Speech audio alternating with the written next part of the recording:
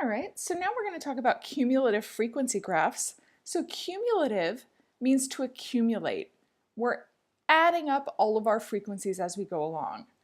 And cumulative frequency graphs are really handy to find all the quartiles. So not just quartile, we've got quartiles 1, 2, and 3, but we can also have percentiles, which percentiles look at certain percentages of data that are above or below a percent.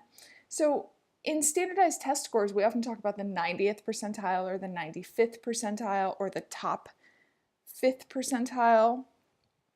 So when we're looking at percentiles, we can get the value of scores or ages. So for example here, if I wanted to know that 90% of teachers were younger than a certain age, well, I know that this represents 75%, 90% is going to be somewhere around here, but I don't know exactly where because I don't know my total number of teachers. But if I did, I could find it that way, and that's what cumulative frequency graphs help us see. So let's look at a frequency graph or a frequency table and make a cumulative frequency graph. So students asked how long it took them to travel.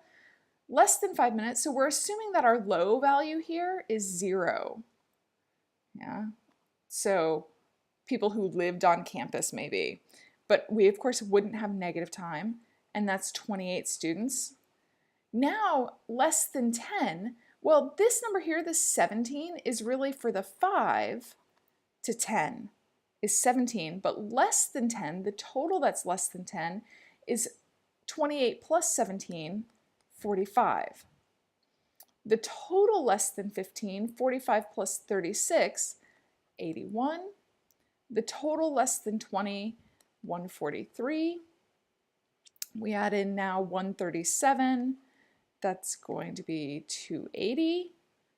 Add on 69 is going to be 349. Add 25.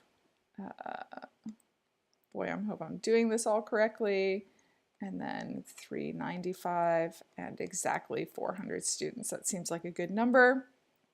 If I'm going to make this into a graph, I always start with my minimum value on the x-axis. So this is going to be first point.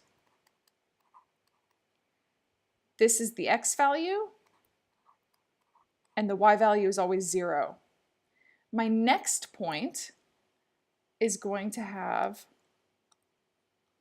the maximum and the cumulative frequency. Oops. So point 2 is going to be 528. Point 3 is going to be 1045, etc. So if I look at this, I start at 0, 0. Here's my point 1. And then the next point is 528. And 10, with my last one being my maximum time was 45 minutes, and we had 400 as the last point. So this is showing cumulative frequency graphs always increase because I'm always adding the frequencies. These values are always going to be in ascending order, so our graph goes up. Remember how before we said we couldn't find the median of the data? So we've got 400, we know that the median is around 0.200, which happens somewhere in here. But if I was going to put this in my calculator, I would have used the value 22.5 because it's the middle of this range. But 22.5 isn't my median. So if I wanted 50% of the data, I would go to the 200th person. Let's make this blue. So 200th person, I would use my ruler to draw a straight line and then go straight down to say that my median time was 22 minutes. So not 22.5, but following my graph, this is 50% of data, 22 minutes. So median travel time, 22 minutes. How many took less than 18 minutes? Well, here's 18 minutes. Go up. Again, you would use a ruler.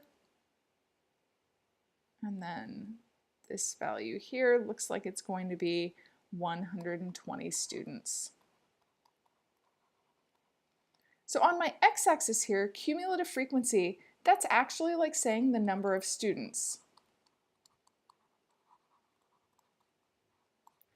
I could find all kinds of percentiles. I could say that the 90th percentile, if I wanted to find that,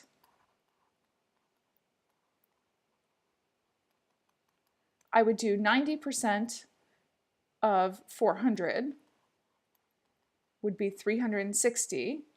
I would make my line at 360 and then go down from there. So coming down, again, you would use a ruler. It looks to me like we would be somewhere around 32.5. And that means that 90% of the students make the journey in less than 32.5 minutes. And then that means that 10% of students take more than 32.5 minutes. They take between 32.5 to 45 minutes. Yeah, so that's what our 90th percentile value would tell us. And you've got to be really careful with wordings in these problems, because sometimes you'll get questions that ask you, let's see here, the